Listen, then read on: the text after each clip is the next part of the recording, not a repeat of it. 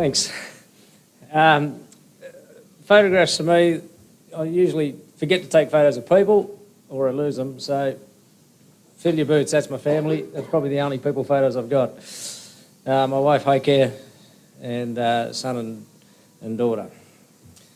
This is Kilmarnock. This is my family farm was Kilmarnock. It's about 10% of that area. We've been lucky enough to be able to expand a bit over the years. We got cotton, durum, canola, sorghum, corn as irrigation, and sometimes we throw some legumes in the dry land. The irrigation drives the profitability on the farm, and cotton probably drives the irrigation profitability, but the rotation crops are required there in all circumstances so that we can manage disease and issues like that. We've got a bit of grazing, which we run as a cooperative arrangement with 5 other people. We all share the ownership of the cattle and we adjust them around the areas, and it's a rotational grazing format which we think is improving the land. About 590 mils of rainfall. I've got 6 full-time staff, one of whom I've pinched off Andrew Fowler, so that was great. He's trained him really well. Great young manager. And I'm hoping they're working out whether they can plant corn today and aeroplane spray and ground rig spray and a few other things, so I try to give them a fair bit of initiative. We're just at Boggabri, and some of that visuals there of part of one of the farms. It's really bad if you don't put your glasses on. You can't actually see what's on the screen here.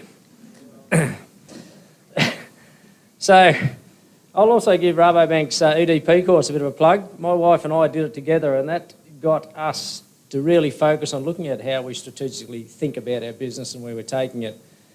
And so sometimes these things end up being just words to other people. But to us, this is really important to us. One, it's got to be a profitable business. 2, we want it to be ecologically sustainable. But we also want it a safe place where no one gets hurt and where people want to come to work for us. And to the point where in the last 20 years, I've only had to advertise for staff members once. And you won't want to hear the person I got. Google Casanova Truckee one day. So some of the things we do about it is, it's got to be a profitable but family farming business. We do analyse it quite regularly through benchmarking.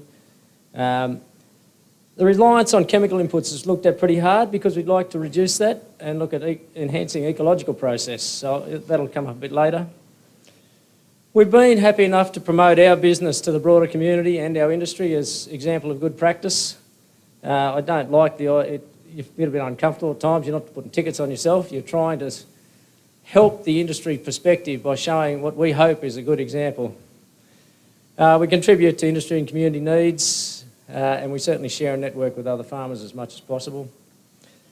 We want our people to think, could this be dangerous? Stop. I'll go and ask someone.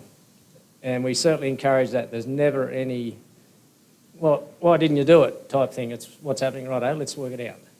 So we just want that culture to underlie a lot of what we do. We do try to educate and train young people. I've got at least one 17-year-old on staff now, and he's certainly going through a rapid education process. And we do also involve as many members of our family if we can. I've got an older son who's had 2 years over COVID with us. He's decided that farming's not for him, and that's not a problem. But if he ever wants to come back, we'll make a space. And my parents are still involved at advisory level, happily retired on farm. The fact that they can retire there and be comfortable has made them very happy. So what did I do on my Nuffield in 06? Water use efficiency and irrigation was a sort of a broad topic that got me started. So firstly, I lost all my photos.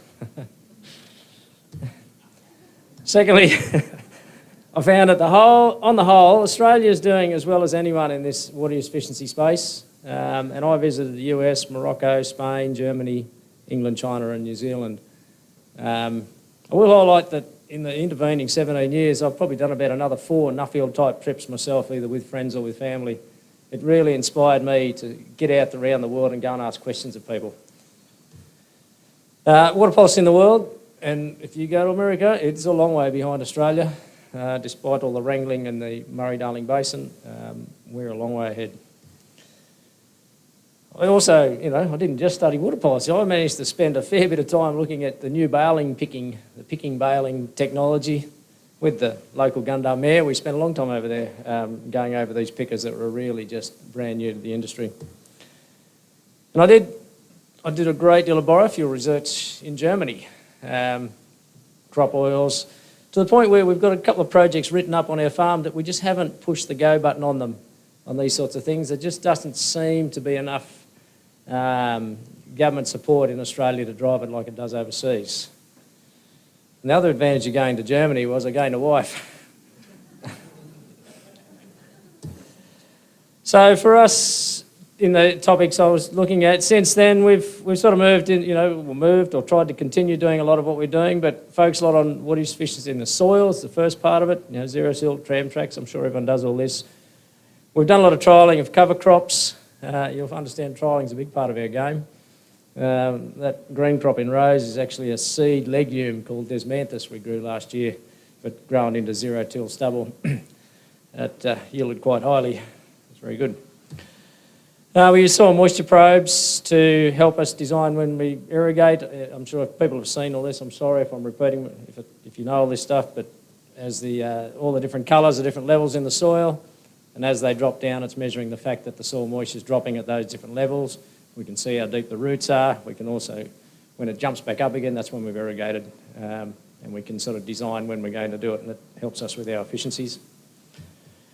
Been a lot of irrigation changes. So when I went on my Nuffield, or actually when I first came home to the farm in '98, the top left corner, siphons. It's great exercise, but takes a lot of people.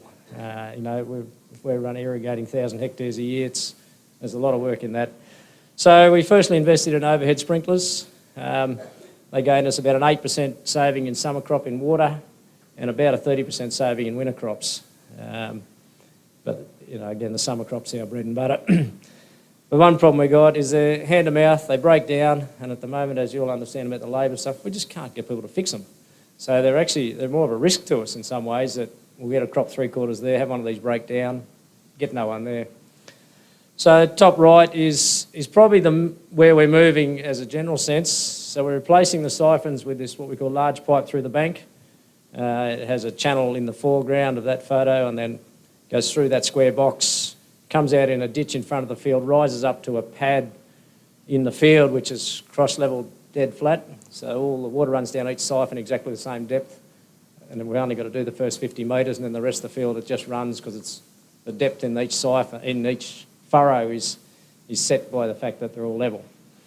And that's fully automated. You can see that green box there on the edge of the winch, and I can dial that in from my phone. One goes down, one goes up, right across the field.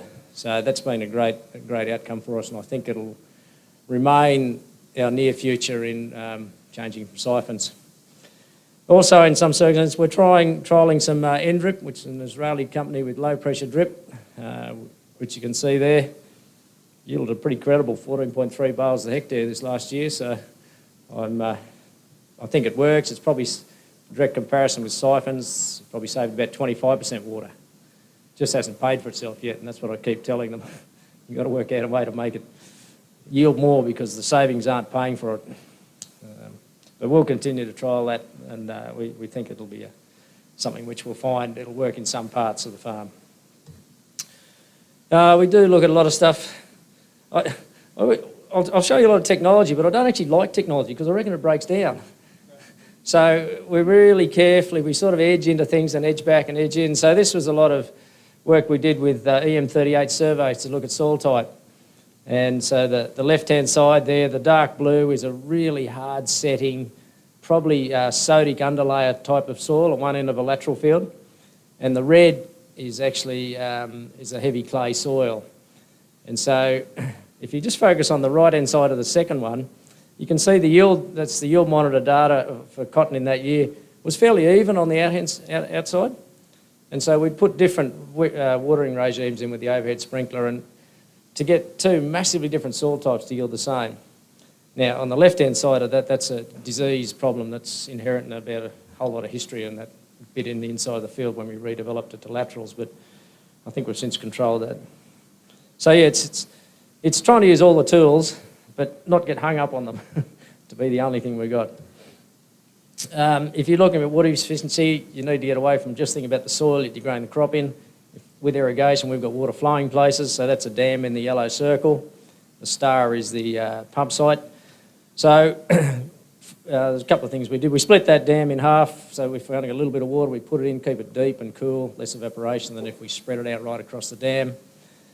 We also put an EM survey over that dam and worked out where the sand lenses were. Got in, dug 2 or 3 metres of sand out and took it away and replaced it with clay and rolled it flat, and that probably halved the leakage in that dam. We have found that we've certainly EM surveyed our deep channels, and you can see that we're spreading bentonite and working that into the bottom of channels. We've got another 36 tonne there sitting in the shed to do another project. I just wish it would dry out so we could actually get in the channel. But that's certainly been saving us water efficiency. It's been saving us water. It's not leaking out the bottom of the channels. If I run anything to say, I'll just stuff more photos on. So we do use a bit of technology and a bit of gear. We can watch the headers and the pickers on your phone if you want to. You can chase moisture, watch the moisture and ring the header drive and say it's time to pull up. But from that, we work with a company called, when you get old, you forget things. It'll come to me. We work with a Canadian company that help us look at zone mapping. So we use a lot of, 10 or 15 years of NDVI data on different crops to work out zones in a field, and then we soil test by zone, a grid sample within those zones, and that'll give us the opportunity. Well, if I relate it to the spray rig underneath there, we can look at NDVI biomass in our cotton crops, and if one part of the field's growing more quickly than the other, we'll put on variable rate growth regulant. And the last 2 years, that's been a real thing in bringing our crops in early and evenly. And so that works well, but then further that we can soil test, as I was saying, move over here and we can, that air seeder tractor there can be set up with 2 different prescription maps in it, putting out 2 different fertilisers at the same time, but at different prescriptions, so that works pretty well.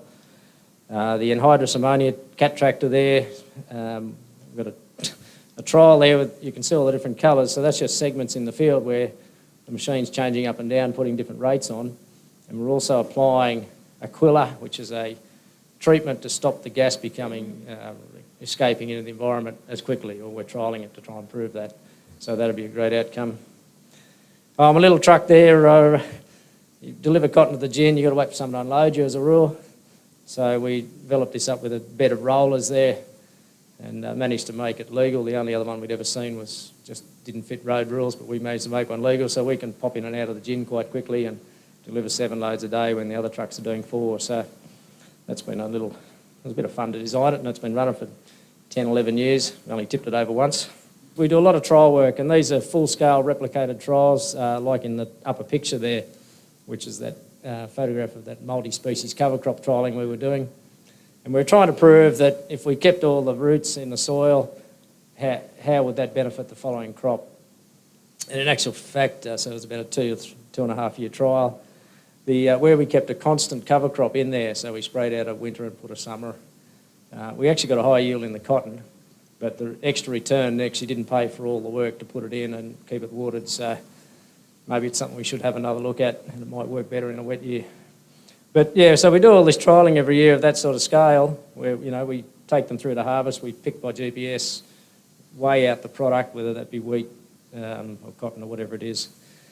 And so the green ones highlight the ones we've actually found a real advantage. So there's quite a few that don't go the way you want, but at least we know.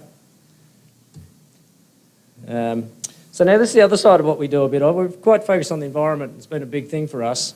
So that upper photo is a bit of land my parents bought in about 1970, I think, and it had been a grazing block. The cattle just watered down the riverbank.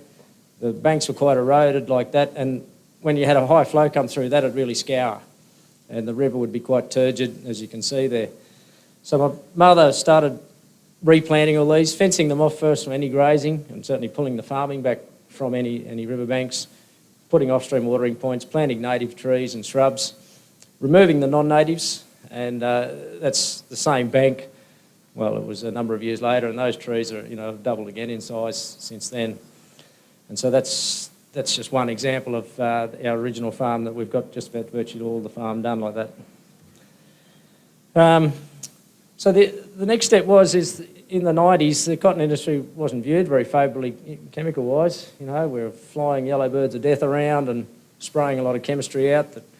The genetic modification was just coming in, it was slowing down that, but we still had the bad reputation. So we started planting tree lines around the edge of the farm, and we'd leave, and then we started to link some of the remnant vegetation. But then we started to discover that these tree lines were providing a sort of a highway for what used to be, we just thought it was insects, but then we started to understand it's bats and birds as well are some of our best things we can have around our farm. The other thing of recent I've noticed is you don't get much native recruitment in Australia for trees. Like, trees just don't grow by themselves very often. If you go and look at a plant stand, you'll have big, little and tiny, and that could be a 30-year period where that's where those growth patterns came from. So planting trees is important. Someone said planted 20 years ago. So then we continued to link the tree lines to the river corridors that I was showing you earlier, and moving them around, using those tree lines as grazing laneways to move stock around, and certainly supporting research into environmental services. There's the man we're talking about. There's been about 10 or 15 PhDs done on our farm, and that's just great learning.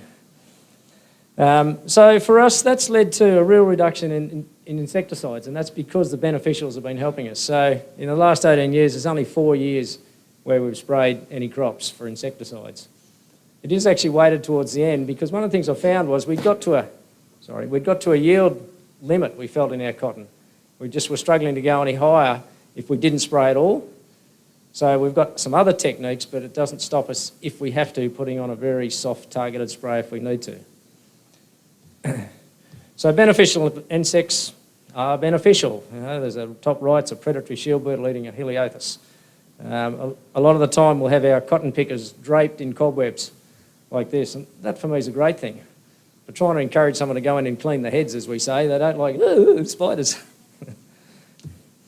So the next step was to look at using drones to release beneficial insects.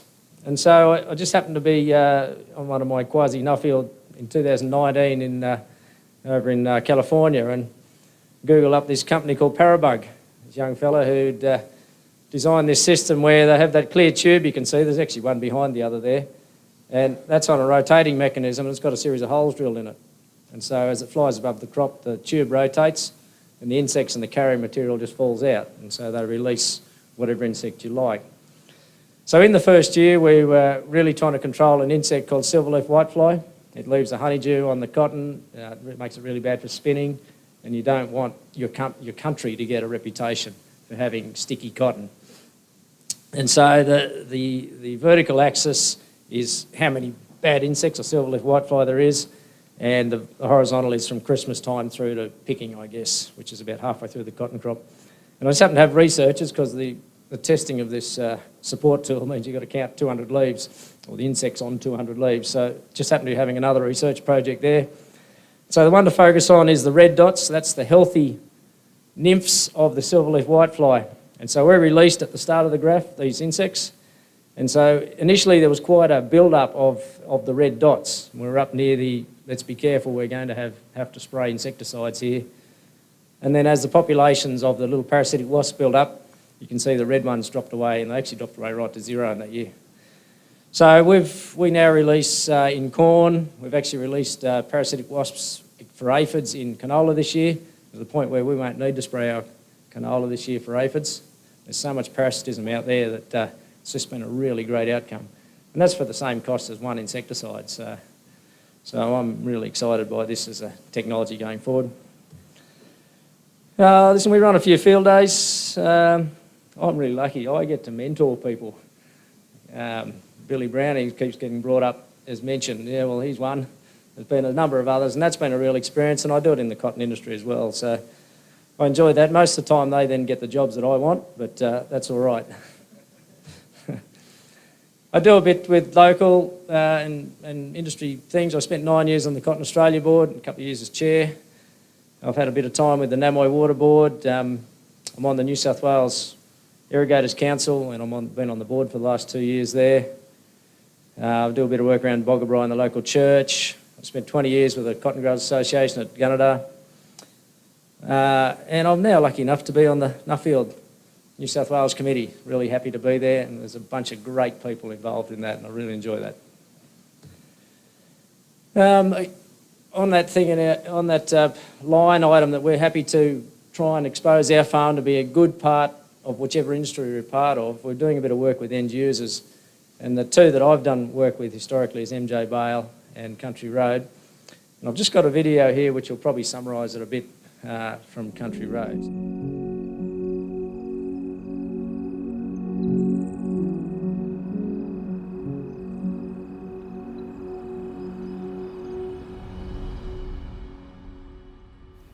G'day, I'm Andrew Watson. My family have farmed here at Boggabri since 1965, and my wife and I have taken over the farm from my parents. Oh, isn't that good? The project we're involved with Country Road involves planting 3.7 kilometres of tree lines along the Namoy River.